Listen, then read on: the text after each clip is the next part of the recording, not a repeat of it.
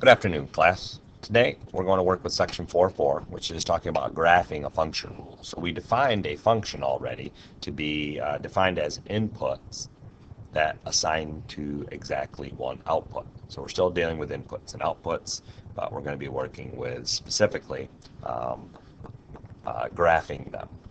So in this case, we're going to look at some examples of how input and output are affected. So we have an input, 3, that goes into this function. 2x plus 1 is considered the function.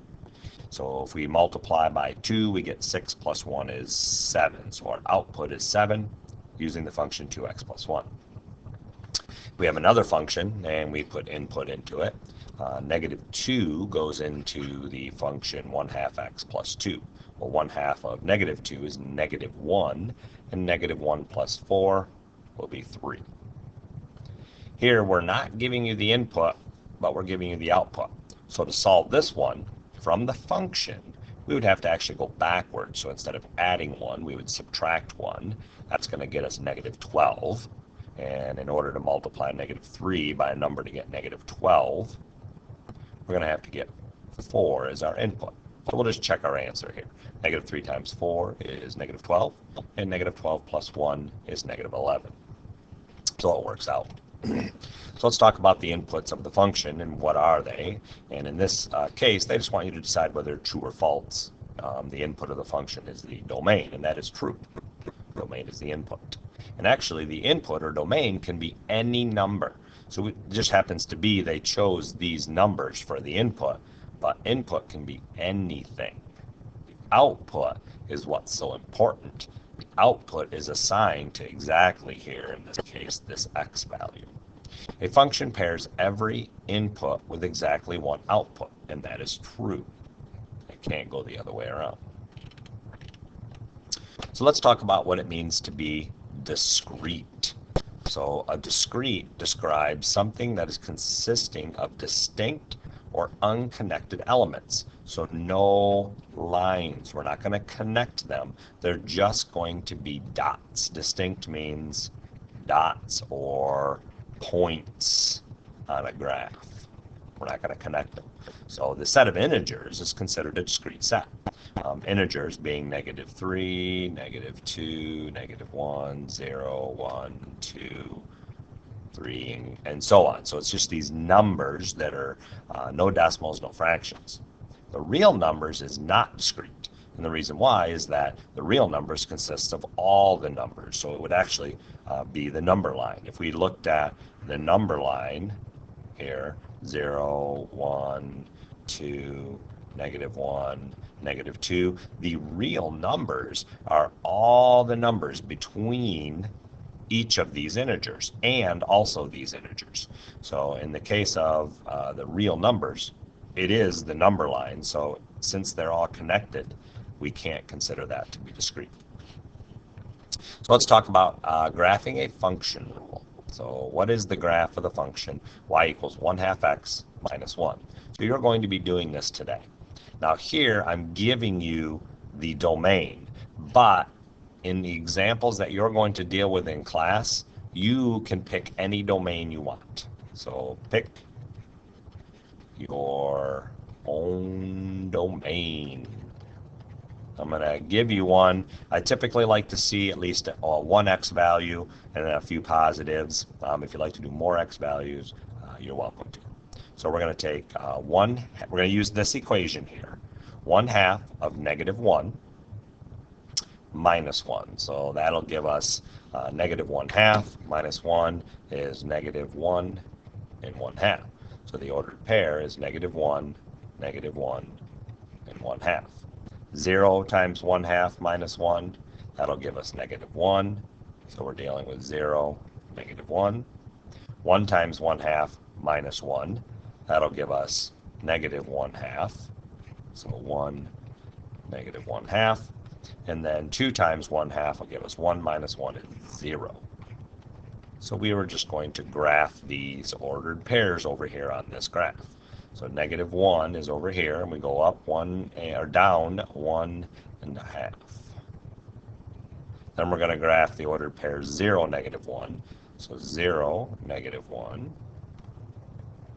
1, and negative 1/2, and then 2, 0. So we can see that this is going to create a line. So this is considered a linear function. And this is not discrete because we've connected them.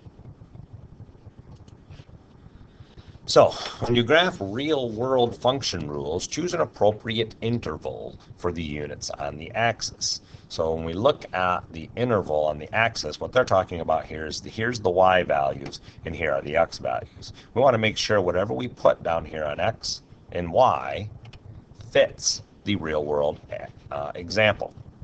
So in this situation, the function rule W equals 8g plus 700 represents the total weight in pounds of a spa that contains g gallons of water.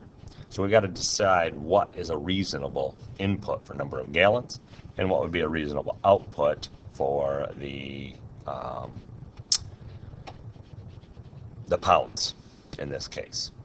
So in this example, we would not use negatives. So you can see that the domain that we pick over here is going to be all positive numbers.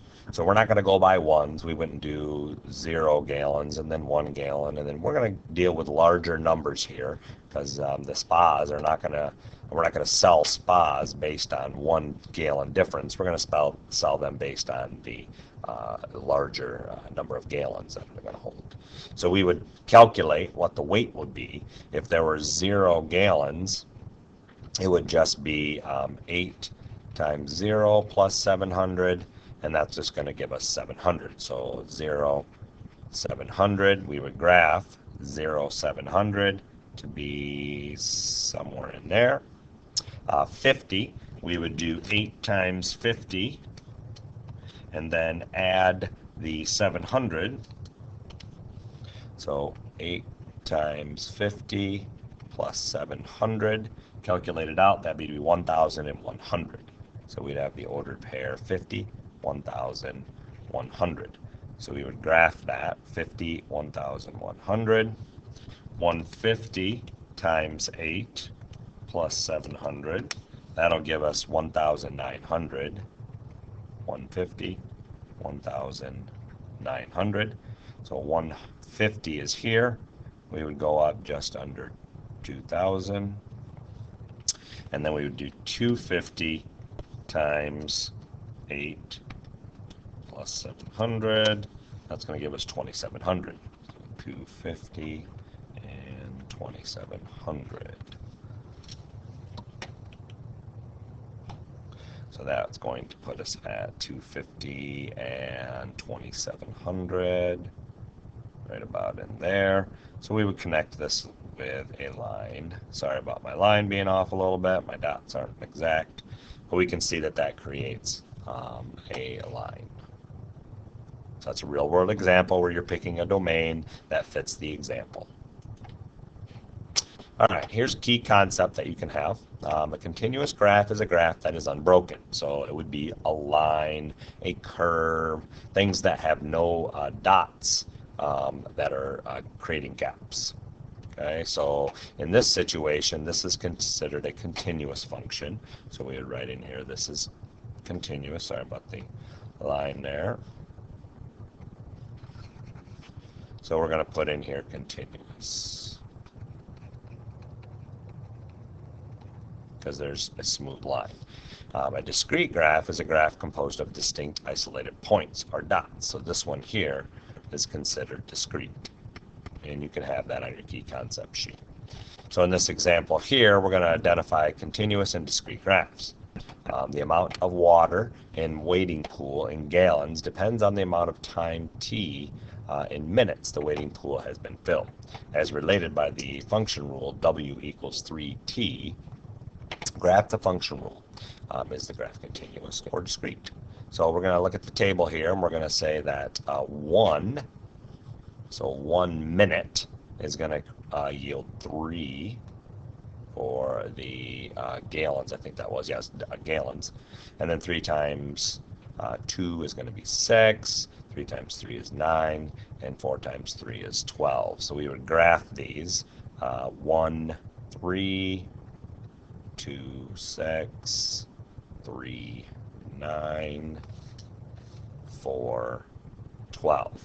Now, we could continue this graph and fill in the remaining problems, but we're going to stop at that point and just decide whether this is going to be a discrete or a continuous graph.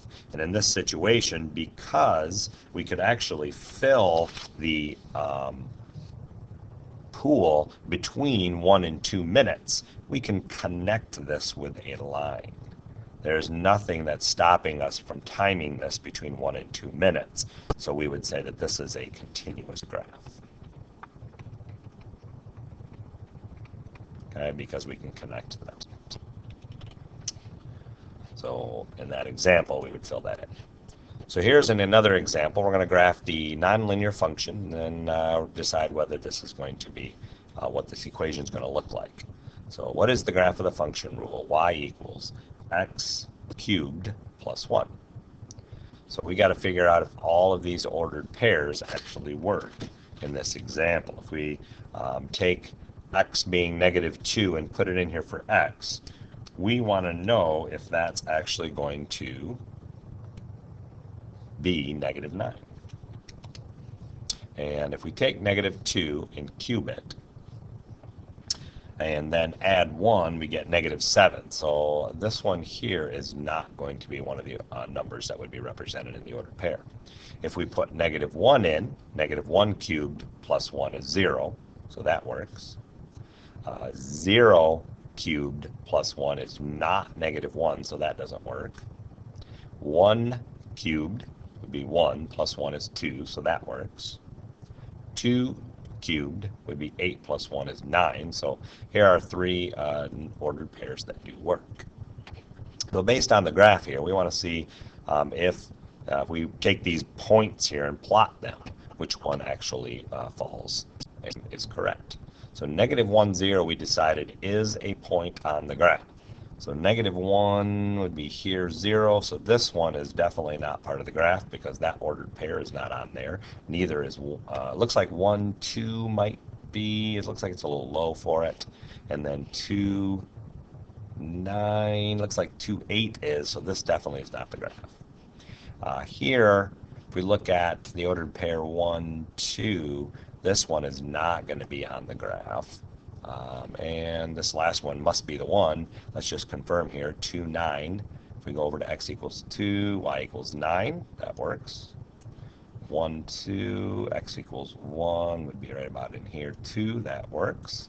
And then -1, 0. So it looks like this is the correct graph that represents that equation. So we'll deal with some more in class. Obviously, I went through a few.